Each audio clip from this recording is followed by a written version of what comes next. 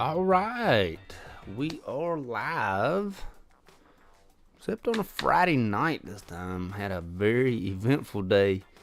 We'll talk about it here in the next little bit, but we finally got to go live. I'm gonna go live for a little bit tonight. Hopefully, fingers crossed. We're gonna go live again tomorrow night, and then we'll see how that goes as well. You know. It is what it is. It was, like I said, it was an eventful day. My middle child hit her head and she hit her head and then she started vomiting. And anyone who knows anything about concussions, head injuries, things like that knows how scary that can be. So we took her to the Children's Hospital, which is local to us, and I was thankfully able to leave work. Had a couple hours left to go at the time, but thankfully I was able to leave work. Left work, spent the day. Me and my wife both spent the day with our middle child at the hospital. A lot of observations, some CT scan, a CT scan. And then everything actually ended up being okay. So thankful for that. But that was the day that we had. It was pretty busy day. Even though most of it was just sort of sitting around waiting, it was still a busy, chaotic day, believe it or not. In any case, I know that I harp on this all the time, but if you have, go ahead and check out the Chris the Dude Nurse Facebook page. I really haven't added much to it. I really need to. I have the old profile picture there. I need to swap that out. But go ahead. Facebook page, Chris the Dude Nurse Facebook page. I am going to actually go ahead right now and tell everyone that we're live on the Facebook page. So, like I said, go ahead and check that out. Let everybody know. Not let everybody know, but, let me know that you're, watching and stuff like that. Shoot, I'm trying my best here. Good times are had. In any case, we're here tonight. This is a beautiful Friday night. It's just pretty chilly, but still a good Friday night. Other than staying at the hospital for ever and ever, it's been pretty good. Which is good. Excuse me. It is what it is. We were able to get everything done at the hospital that we needed to get done, and that was the biggest thing, the biggest deal. Let me copy link. There we go. Let's do it that way. There we go. Create a post.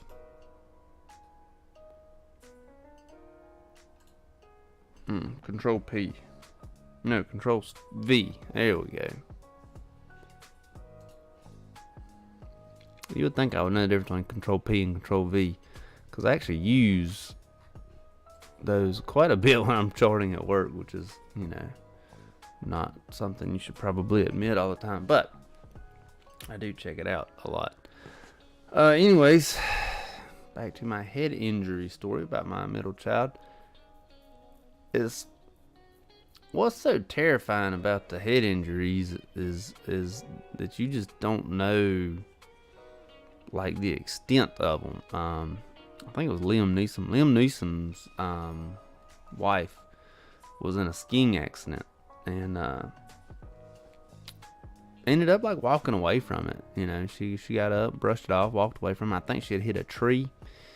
She had hit some sort of object. But she got up, walked it off like it was nothing, and then, I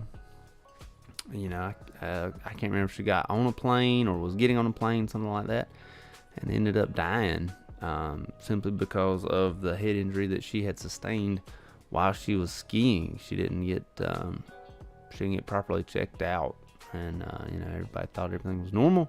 And this was a famous individual, Liam Neeson's wife. Liam Neeson, of course, famous for the Taken movies and Schindler's List, other things too. Anyways, but it's always terrifying about head injuries. You don't know what, it's like you don't understand them, because the brain is so complex in itself,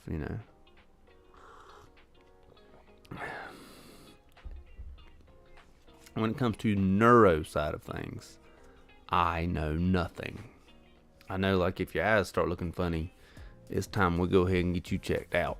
But other than that, like, I don't, alert and oriented, but other than that, I don't know a whole lot, which is a little bit concerning. But I've never worked neuro either, so I don't know. I remember we had when I was at the hospital on the DICU, we had a code stroke.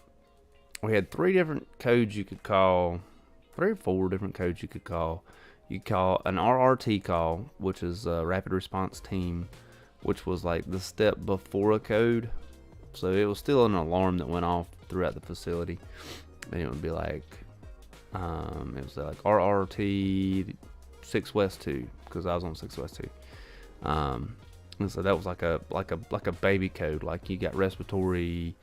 I don't think phlebotomy showed up, but I think that EKG showed up. Anyways, you got the rapid response call, rapid response code.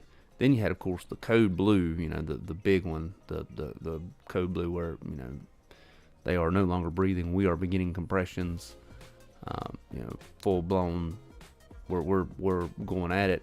And then we had a code stroke, which was anytime you suspected a stroke, you went on ahead and called code stroke. And I remember them coming in there, and they took like the backside of like one of them little hammers that you use to bop your knee, and it makes it go up and down. The backside of one of those, and for some reason I think it was cold or it was warm, something. Anyways, they run it up the back of that foot, and like if your foot spread out, you're having a stroke, or if your foot didn't spread out, you're having a stroke. I can't remember. Like I said, I didn't do neuro, but I remember when that neuro ICU nurse came down there to where we were, because we thought we were having a code stroke, and she did that, boom, and I can't remember if it flared out or if it went in. I know it's opposite for babies, like up until a certain age, like 2, I think. Because like if a baby's foot does it, then that's bad, or if a baby's foot doesn't do it, that's bad. I can't remember, but I remember she was like the neuro ICU code leader. She was on her game. That woman knew like so much more than I ever thought of knowing. She was not very pleasant to be around, but she did at least know her stuff. She hit that dang back of that foot with that little hammer thing, and it did whatever she wanted it to do to be confirmed stroke. And then she was all of a sudden like barking orders: labs, EKG, bamboo bag. Just all kind of throwing terms out there. But there's been certain people in my life that I've seen do tasks, and when I see them do a task, like you fully understand, you fully know that they know that task. They are experts in that field. And every time I see one of those certain people, I'm like, when I get good enough, I want to be that person. And she was one of those people, that neuro ICU nurse. She was one of those people where I was like, I want to be as good as she is in my field whenever the day comes where I'm that good at it or whatever. I don't think that I've reached that point yet. That probably takes years, 30 some odd years of experience. I think you'd have to be young enough to still do the job, but old enough to have the experience, if that makes sense. Like, you can't, she couldn't have been 80 because she couldn't have, walked up and down those floors every night, but she also couldn't have been 25 because she didn't have, the experience to know everything. I would think somewhere around 45 to 55 is probably the prime time of when your experience kicks in and when you're still young enough to do the job. I think that's probably about right, about 45 to 55. And I have yet to hit that mark. 45 to 55, I haven't hit that mark, but I have not hit the level of experience to where I know exactly what I'm talking about, exactly what I'm doing without any questions. Excuse me. Without any questioning of what it is that I'm doing. But it's something that I'm looking forward to doing one of these days, is being that good at my job. I will say I did have the other day, a doctor asked me what should they do? It's like, bro, you're the doctor, man. You should know this. Like, you should tell me what to do. That's actually happened more times than I care to mention. It's not like the doctors are not intelligent. I think what happens with the doctors is, like, they have so much in their brain, and when you start rattling off, because as the nurse, you'll know exactly what the problem is, and possibly ways to fix it and things like that, and you start rattling off a bunch of information, and the doctor's like, "Oh, I can't keep up with this. What did you even say? What do you want me to do? Like, I just gave you all the information. Now you need to solve the problem." But I have no doubt that at least the doctors that I currently work with are intelligent individuals who could figure out most things.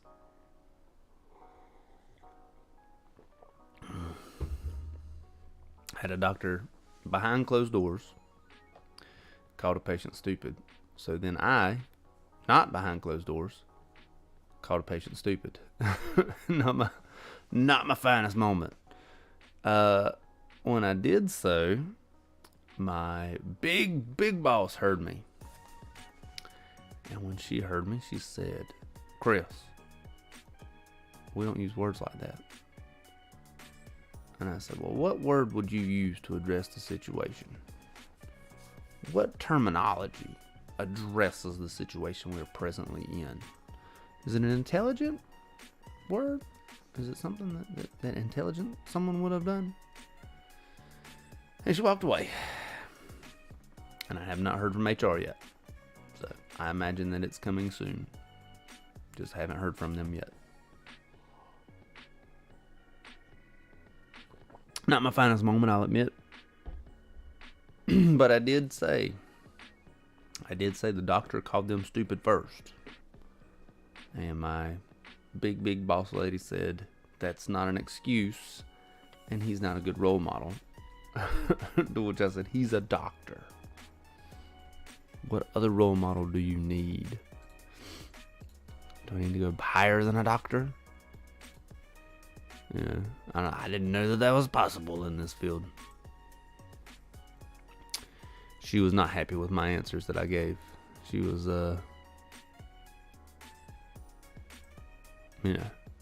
not the most, not the most impressed with me at that moment in time.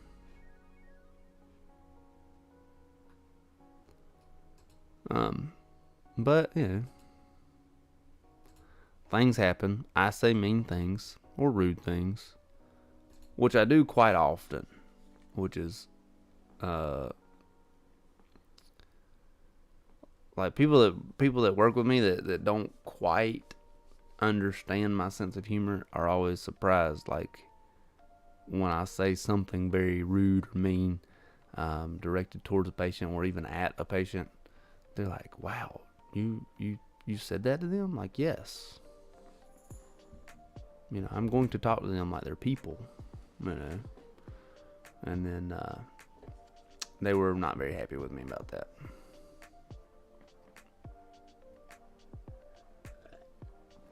I will say I don't degrade people. I'm not going to degrade someone, but I am going to talk to someone like a person. I'm not going to talk to them like I'm a robot, like I'm a customer service robot. I'm not going to. If they're doing something that I feel is hazardous to their health, I'm going to tell them, quit being an idiot. Quit eating bacon grease, whatever, just for example. Common sense things like you should know better than to drink a gallon of bacon grease. Don't be an idiot. And I learned this from my charge nurse when I was very, very first getting started in this. Learned this sort of behavior from her, and she got away with it, so I figured, I can get away with it as well. And my very, very first experience with this that she had done, we had a patient that was probably early 80s, late 70s, early 80s, and had never taken heart medication, high blood pressure medication, hypertension medication. And she walked in the bedroom, or the patient room, because we were at the hospital, and blood was everywhere, because it was, his nose was bleeding. His blood pressure was something like, I'm making it up, but it was like 200 over 120 or something like that. It was just a huge number. And we walked in there, and he's bleeding all over the place, and he's like, fix this. And she's like, what do you want me to do? Get my magic wand, bibbity bobbity boop? She's like, it don't work. You've been prescribed hypertension medication for 40 years and you haven't never taken it. I can't fix this tonight, you idiot. I don't remember if she did or did not call him an idiot, but I do remember like how she talked to patients, and it seemed like all the patients liked her, even though that she, may or may not call them an idiot to their face. It seemed like all the patients liked her, and I was like, wow, maybe, if it works for Laura, maybe it'll work for me. And so I just sort of adopted her sort of mentality, talk to them like they're people, like if that was my cousin, I'm going to call them an idiot.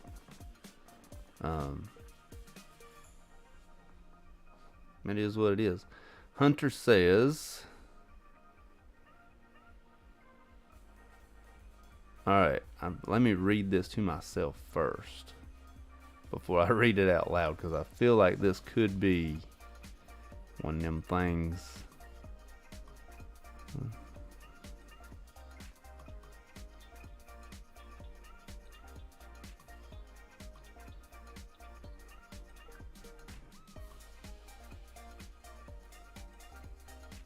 I don't think that that's going to be a dirty saying there, so I think I can get away with it as long as I take my time. Hunter says, once there was a hog that laid a log on a dog, and the dog ran away into the fog and jumped into the bog and landed on a frog. That's a lot of ogs. Frogs, fogs, bogs, dogs, logs, hogs. Good old hogs. We have those. We don't have bogs, but we have hogs. Took a little bit. How's your sister Sarah doing? Sarah Evans, country singer. She was on, making a rhythmic story.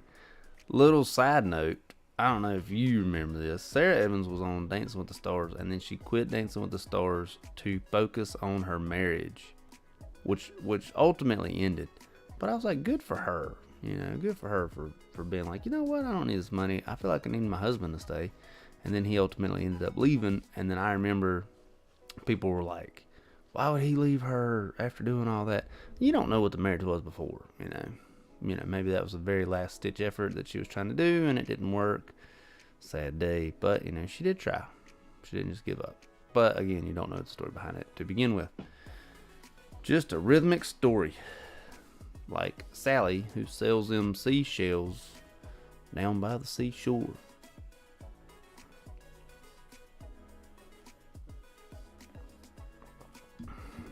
There was a mouse. What is it? Never give a mouse a cookie. Why you don't give a mouse a cookie or a cupcake? Because you give him mice. If you give him a cookie, he's gonna ask for something to drink. I don't know. There's a story like that. Never give a mouse a cookie. Now I'm curious. What's the name of that story now? Let's Google this joker. Dear Google. I think it's never give a mouse. It is never give a mouse a cookie. Yeah, and there's another one called Never Give a Moose a Muffin, apparently. That is a rhythmic story. Those old rhythmic stories. I was a big fan of Pinky and the Brain back when I was younger. Pinky would say, or Brain would say, Pinky, are you thinking of the same thing I'm thinking of? And he'd be like, yeah, but if the cage is in a mage, how do we make sage? I'd be like, no. Let's take over the world. Are you dummy? Good old Pinky and the Brain. I missed them too, man. They were trip. Pinky and the Brain was on the Animaniacs. Right after I'd get off the bus, we'd turn on WB. Back in probably like 4th, 5th, 6th grade, maybe. Maybe not that far back. But the Animaniacs, man, that was my jam. But I watched some of it with my oldest, actually, because they like named the states and the presidents up to not Lincoln, Clinton. You know, because Clinton was president when they were on. And then they name all the countries too. The old Animaniacs. They got a lot of cool stuff that they did back in the day with them things, man. And then they had Freakazoid. What years was it? Now I'm curious about Googling that mess. Animaniacs. Animaniacs. There we go. 2020? No.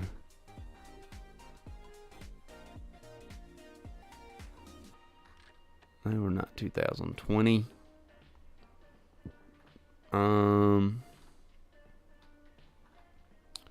Ran for 5 seasons from 93 to 98. So that would have been 93. I would have been 3rd grade, 3rd or 4th. 97. So if I was in 3rd, that'd be 3rd to 6th, I think. 93, 97, yeah. It would depend on the, of course, depending on the months, because school's August to May or whatever. So I think it's 3rd to 6th.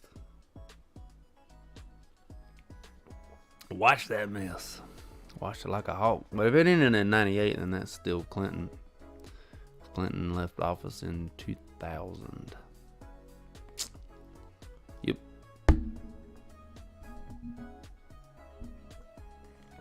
Did not mean to do that. I have already drinking all of my green tea. Thankfully, I'm not going to make this a very long live stream, because I just do not have the energy today. Did all that working and whatnot. Actually, I didn't do a whole lot of working. I did a whole lot of sitting. In any case, let's go ahead. Dun-dun-dun-dun. Check the news for the nurses or healthcare. There's always some sort of headline that grabs my attention with healthcare, but then you go to read the article and it's just not the, it's not the best. Let's see what we got going on. 2023 layoffs, finance, healthcare jobs could be next. I would imagine some healthcare jobs will be next, but not nursing. I think that I don't know. I would click on it, but I'm worried it's got a pop-up ad, and so that's why I'm not going to click on it. But I'm genuinely curious as to what they do actually have to say. So let me see if I can get on here without an ad popping up. Hopefully nothing does. So far, I think we're okay. Go away. Advertisement.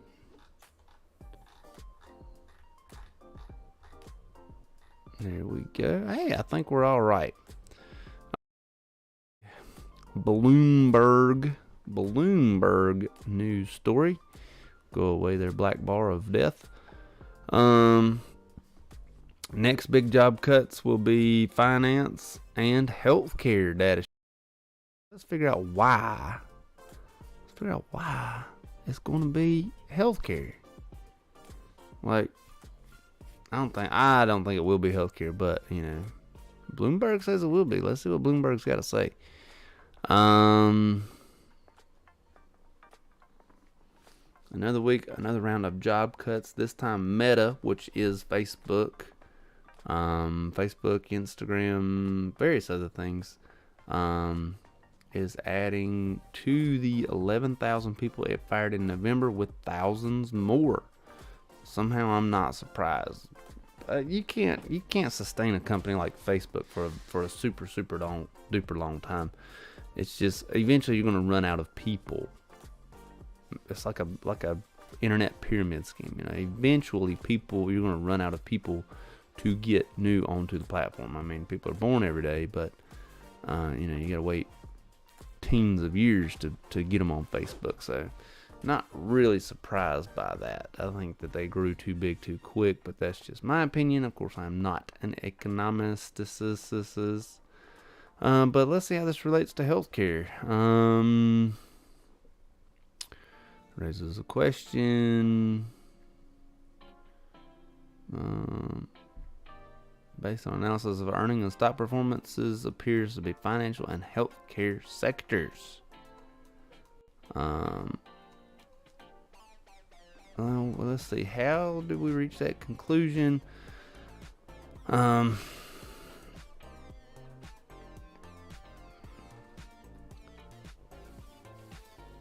see here.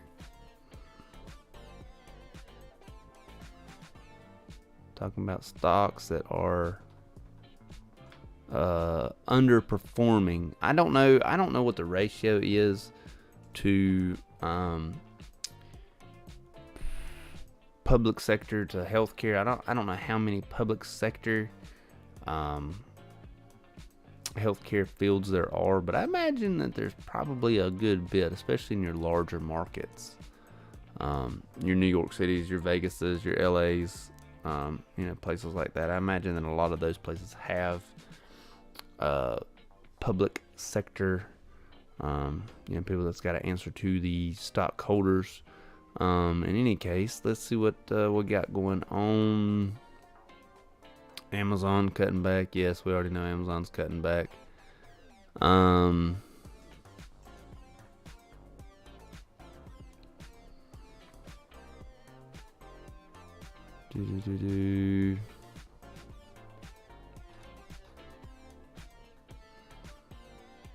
doesn't really explain why.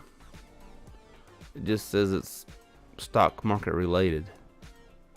So kind of bummed out about that Bloomberg report there. But I will say that I have noticed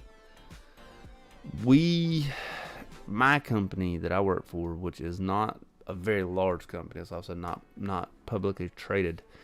The company that I work for has sort of started not spending the money. They've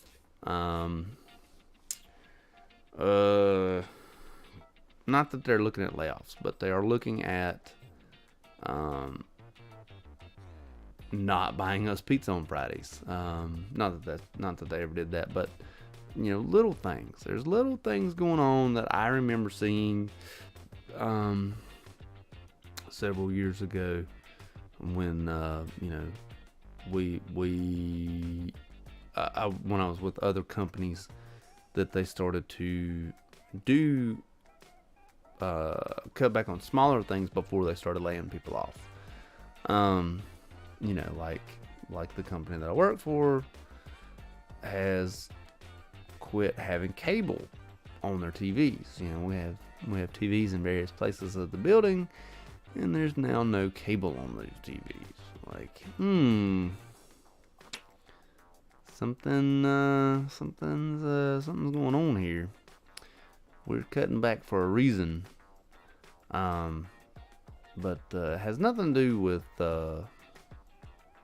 actually, it has everything to do with the economy, because everything is, the price of inflation has gone up so much, and that's even hurting companies. But I don't think it's going to get to the point to where it's related to employees losing their jobs, especially in the field that I'm in. Excuse me. Oh, sorry about that.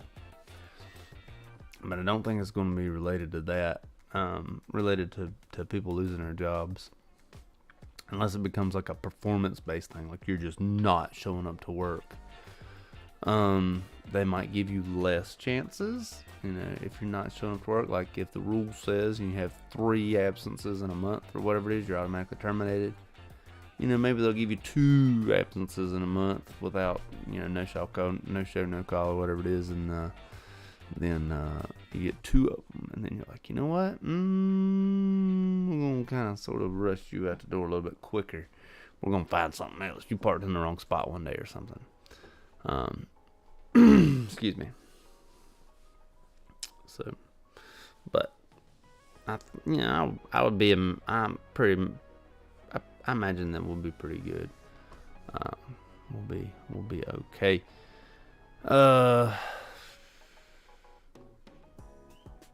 Let's see. Biden has proposed a healthcare budget.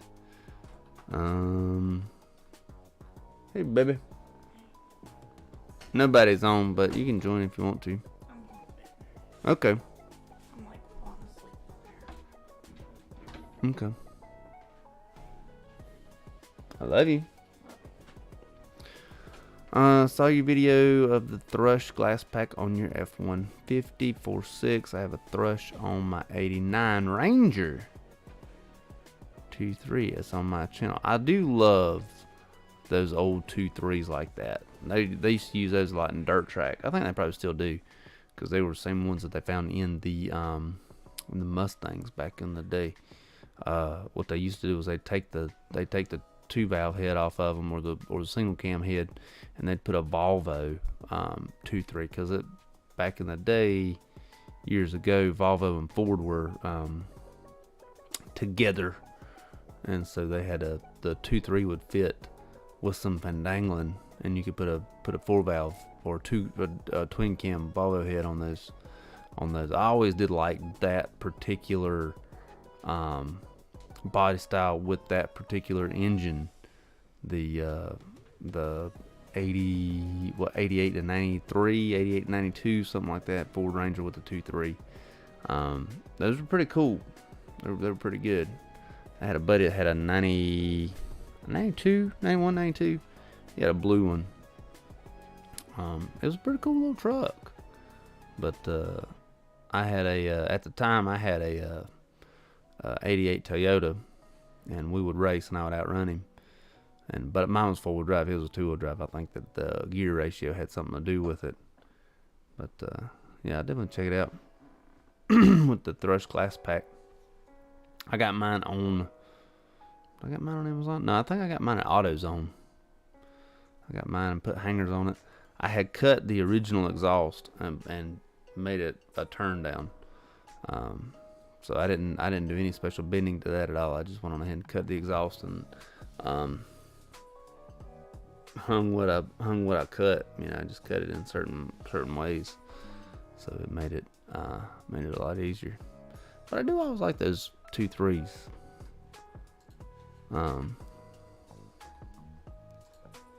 But currently I have 2 Chevrolet S10s, one with the 2.2 and one with the 2.8. So probably will put probably not Thrush, but I'll probably put something on the 4-cylinder, because it's a straight drive. I don't think the automatics. I think the 2.8's automatic. I just like, if you got a little truck like that, I think that they just sound stupid when you have an automatic, and you should just leave your automatics, sounding stock. Because who are you gonna impress? When you rev up and you gotta put it up into neutral and then put it back down in a drive. You're not gonna impress anybody with that. You can rev at them all day. They're gonna laugh at you like, ha, he's got automatic. He can only drive 2 pedals. So,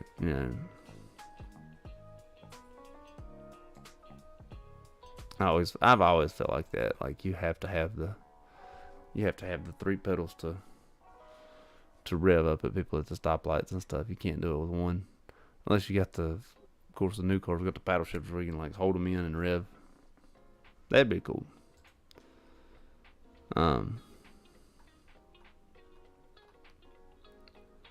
In any case,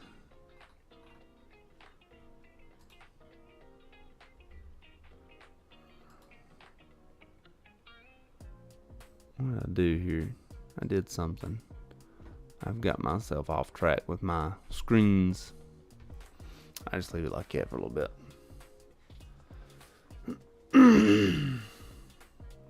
I've never owned a Ranger.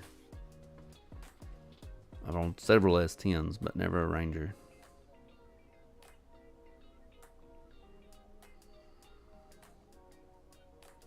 Don't know why.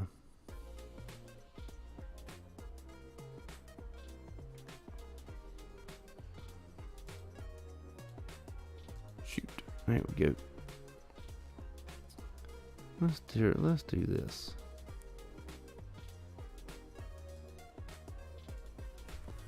There we go.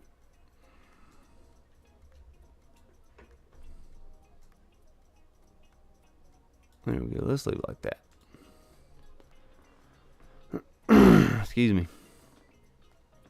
I know I don't have much longer for this evening, because I'm getting tired. We are going to do our best to be on here tomorrow night. Hopefully our babies go to sleep early. You think they will? Yeah. Hopefully our babies go to sleep early tomorrow, so we can jump on here tomorrow night. But I'm gonna go ahead and call it now at 10:10 Eastern Standard Time. I'm going to jump off of here and go to bed. I'm just too tired to continue, to be honest with you.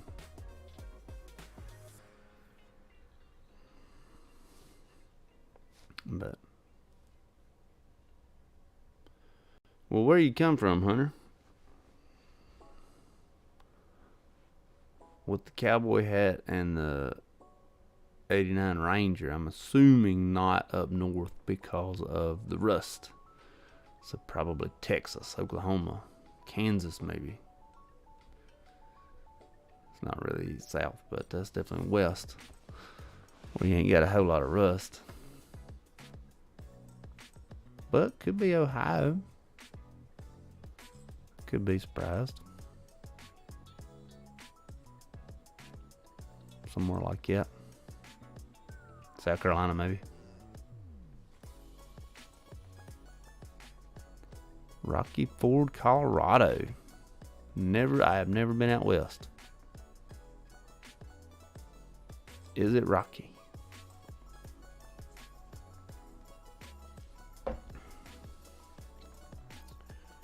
Seen it on the map. Right in the middle. Let me. I gotta Now I gotta figure out my geography here. Is that a mountainous area or not a mountainous area?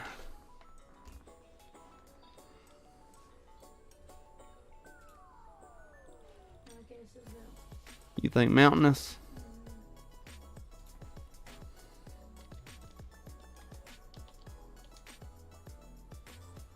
Rocky Ford, Colorado.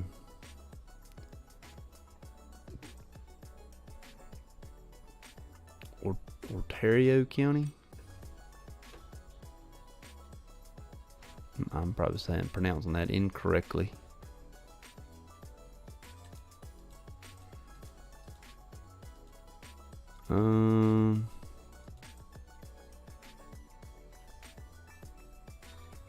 Looks like it's just between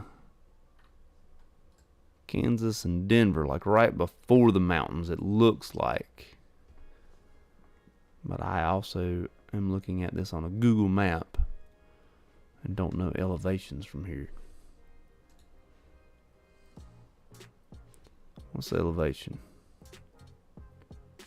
Population 3,957. There is nobody out there.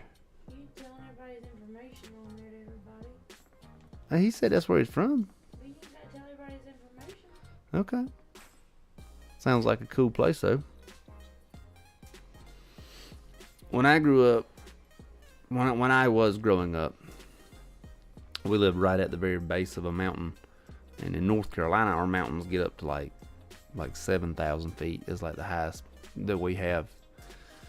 And it's the highest on the East Coast. And then like, I remember watching something when, cause our elevation was 1,400 to 2,000 feet, something like that. We were watching something on, Channel 1. Don't know if you had Channel 1 news. We was watching something on Channel 1 and, they were like, in the Colorado foothills at 10,000 feet above elevation. I was like, did you just say the foothills at 10,000 feet? Like, we don't even have mountains that high. We got big mountains. You know, I thought we had big mountains at the time. I was maybe 6th, 7th grade. But I was like, dang, that's way up there. 10,000 feet, you know? That's when people start getting the elevation sickness, which actually like starts to affect people's kidneys and acid-base balances and stuff like that. And your body's trying to compensate for the lack of oxygen by shutting down or making faster of other parts of your body. So, what are you doing, laying on your phone charger? That ain't no good. But Hunter, after I jump off of here, I will check out your 89 Ranger. He's not lying either. He will. Mm-hmm. I'll check it out. Probably fall asleep watching videos of it. I'll probably fall asleep watching videos. I don't know about that, but I'll probably fall asleep watching something on the old tiller phone. Does it say what the elevation is? I'm Googling it now. Or he's gonna research where you're from. That could also be possible.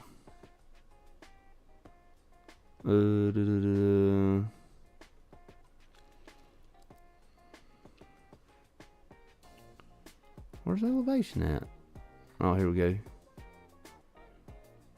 Population density.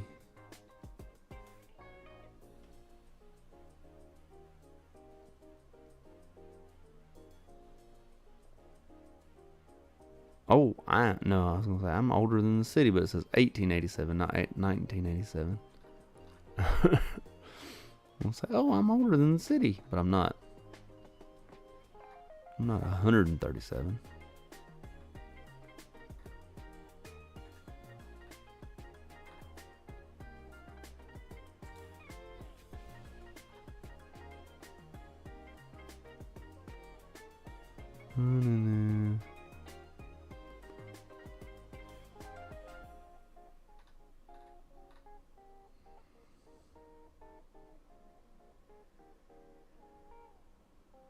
I don't see anything on elevation. As I was looking for it. But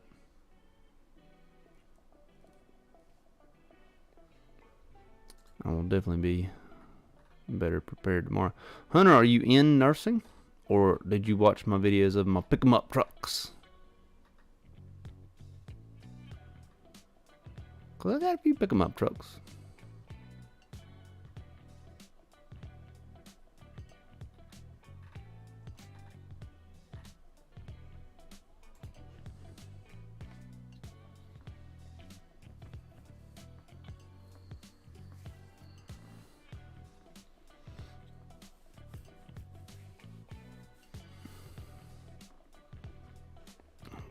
Excuse me, I'll wait a minute for a response before I jump on off of here.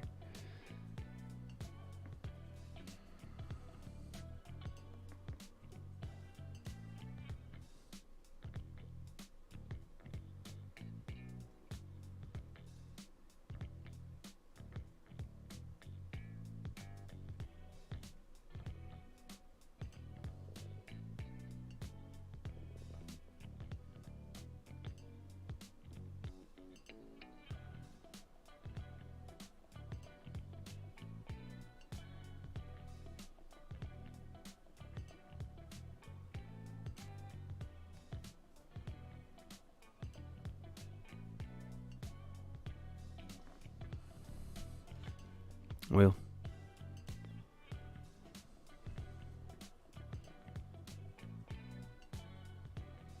oh, okay. Well, that's cool. Well, I hope you enjoyed the F-150. I'm going to go ahead and jump on off of here and go to bed. It is after 10 o'clock here on Eastern Time. But thank you for joining me. Hopefully we're going to do one tomorrow night. And then hopefully I'll be more prepared and have better ideas and things like that. I just jumped on here tonight just to jump on here, see what was going on. So anyways, thank you for chatting with me tonight. And then if you want to, come on back, join us tomorrow. And we'll do another live stream. So hope your evening goes well.